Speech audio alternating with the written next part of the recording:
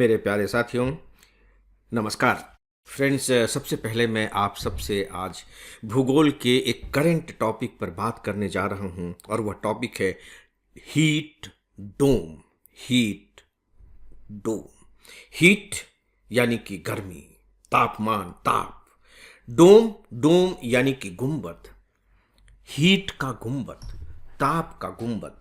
इसे आप इस रूप में भी कह सकते हैं कि इस पूरे के पूरे वायुमंडल का कोई एक जो क्षेत्र होता है, क्षेत्र विशेष, वह कुछ इस तरह का बन जाता है मानो कि कोई गुंबद हो। गुंबद। और उस गुंबद के कारण तापमान में वृद्धि हो जाती है। या आप यूं भी कह सकते हैं कि चूंकि गुंबद बन गया है, ऊपर एक ढक्कन सा लग गया है। गुंबद का मतलब यह हुआ कि एक ढक्कन सा लग गया, तो उस ढक्कन के अंदर तापमान बंद हो गया है। तो अब उस तापमान को निकलने का मौका ही नहीं मिल रहा है। इसे ही कहा जाता है दोस्तों हीट डोम। ये ज्योग्राफी का आपका टॉपिक है, लेकिन सामान्यतः सिलेबस के अंतर्गत मुझे नहीं लगता है कि इसके बारे में पढ़ाया जाता है। चूंकि अभी इसकी चर्चा हो रही है तो इसे मैंने करंट के अंतर्गत यहां शामिल किया है। दोस्तों, यह हीट डोम बनता कैसे, आइए इसे जानने की कोशिश करते हैं। आप देखिए कि अभी पूरा का पूरा उत्तर भारत, मध्य भारत, छत्तीसगढ़, तेलंगाना, दिल्ली, महाराष्ट्र भयावह गर्मी से जूझ रहे हैं। भयावह गर्मी से जूझ रहे हैं। ठीक है, गर्मी के मौसम में गर्मी नहीं पड़ेगी तो कब पड़ेगी। लेकिन जो हीट डोम बन जाता है वह एक ज्योग्राफिकल सिचुएशन है। और ये जो हीट डोम है फिर इस गर्मी को और ज्यादा बढ़ा देती है। तो ये हीट डोम बनता कैसे है, जिसे आप कह लीजिए ताप गुंबदी, ये तैयार कैसे होता है। दोस्तों, इससे पहले कि मैं अपनी बात शुरू करूं, आप सबसे एक तथ्य स्पष्ट करना चाहूंगा। फ्रेंड्स, आपके लिए एक उपयोगी सूचना। मैंने आईएएस की तैयारी के लिए 2 पुस्तकें लिखी हैं। आप आईएएस कैसे बनेंगे, इसी के 2 भाग हैं। यह इंग्लिश में भी है।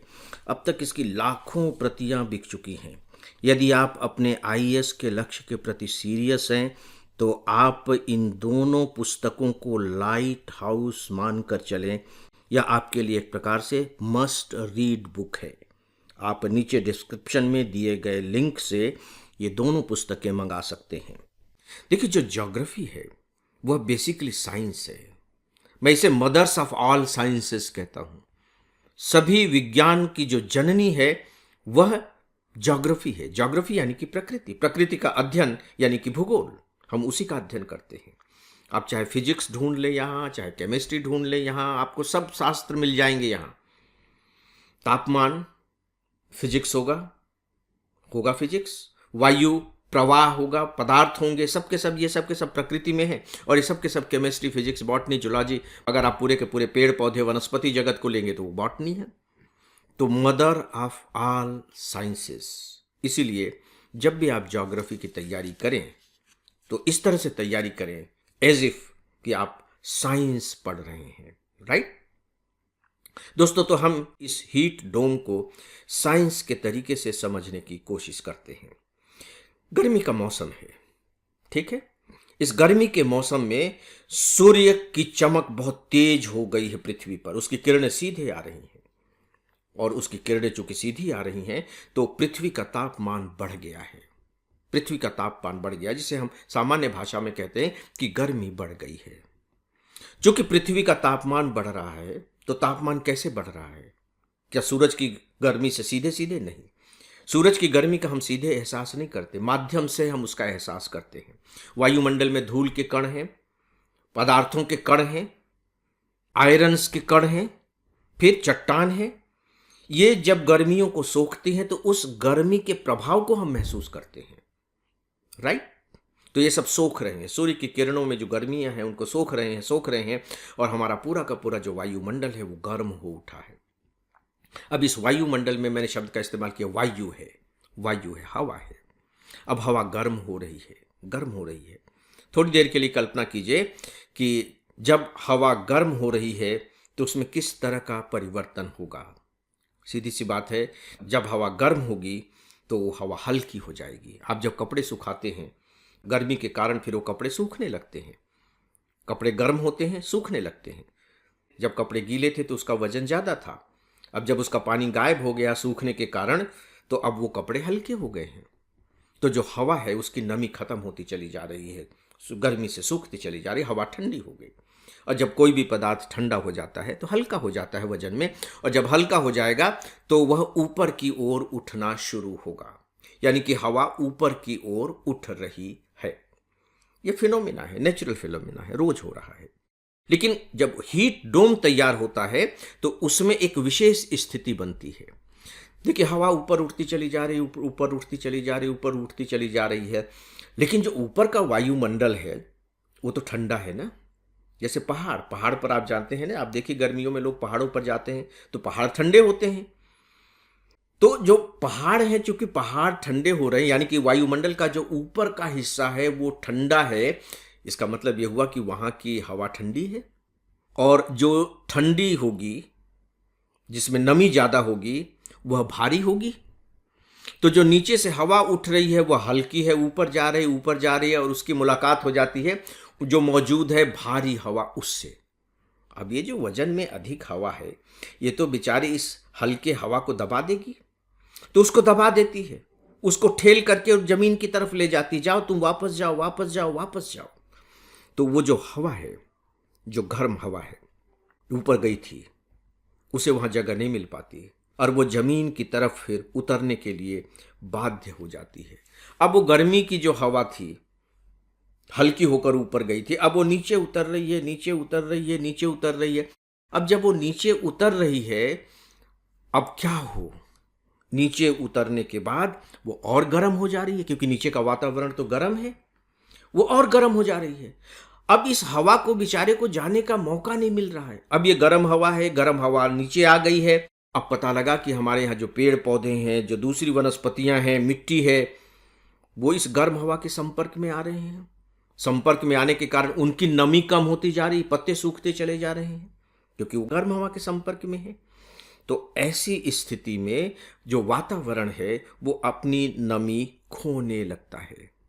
दोस्तों, अपनी नमी खोने लगता है, और बस यही संकट पैदा हो जाता है। उस हवा को बाहर निकलने का मौका नहीं मिल रहा है, जो उच्च दाब का जो क्षेत्र है उसे निकलने नहीं दे रही है। और ये क्यों नहीं निकल पा रहे हैं? क्योंकि ऊपर एक ढक्कन सा बन गया है। एक फिनोमिना, ये नेचुरल फिनोमिना है, वो ढक्कन सा बन गया है। मशरूम की तरह आप समझ लीजिए, मशरूम नीचे एक डंडी है और ऊपर एक छाता जैसा बना हुआ है। अब वो छाता निकलने ही नहीं दे रहा है हीट को।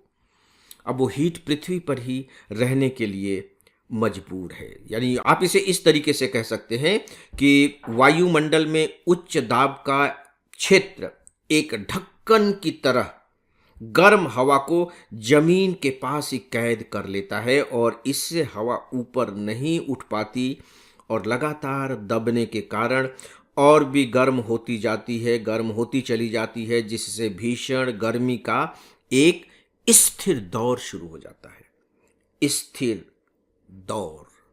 दोस्तों, अभी इस क्षेत्र में बहुत सारी ऐसी स्थितियां उत्पन्न हो गई हैं, और इसी स्थिर दौर को ही हम हीट डोम कहते हैं। यहाँ एक छोटी सी बात और देखिए, जो हीट डोम है और जो लू है, इसमें फर्क होता है। लू के बारे में भी अखबारों में अभी आप पढ़ रहे होंगे। देखिए, जो लू होता है, सामान्यतः क्या है कि लू में गर्मी बढ़ती है, गर्मी तो बढ़ेगी, और फिर अक्सर आंधी या गरज के साथ बारिश की स्थिति बन जाती है। लू में ये होता है। लेकिन जो हीट डोम है उसमें आसमान बिल्कुल साफ रहता है, और इसका अपना जो सिस्टम है वो बादलों को बनने ही नहीं देता, और इसका नतीजा होता है कि गर्मी लंबे समय तक एक ही जगह पर टिकी रहती है, और इससे तापमान में कमी आने की बजाय लगातार वृद्धि होती रहती है।